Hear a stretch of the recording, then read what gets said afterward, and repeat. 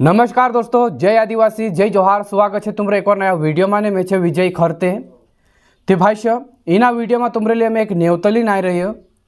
आने वाली 4 तारीख 4 मार्च को ग्राम पंचायत घुराड़ पानी गांव थुआन पानी में सारीन होलिन शुभ अवसर पर यहाँ वाला जे छे घुराड़ पानी वाला थुआन पानी वाला ढोलन इनाम राख रहा।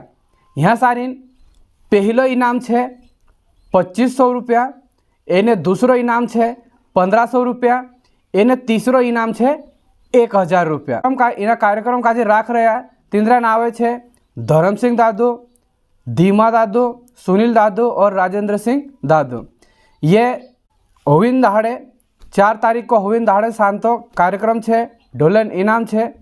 तो जे भी भाई ढूले वाजाड़तला है, इनाम में ढूल ली जातला है, चे यहाँ गुराड़ पानी गाँव में जरूर ली जाजो है नी। तो यहाँ पहलो इनाम तो 2500 से, दूसरो 15 और तीसरो 1000 रुपया इनाम ढोलन राख रहा। तो जे भी ढूले वाला है जाजो। असो तो सब का पोतो है गयो से, लेकिन मैं से यहाँ कहला कि विजय भाई वीडियो बना डाल दे और ढोलन इनाम राख छाटे होलिन शुभ अवसर पर। तो हो सके कहना खबर नहीं भी जाए तो अपना वीडियो माध्यम से जात रह से तीचे आव से। तो बहुत सारा ढोल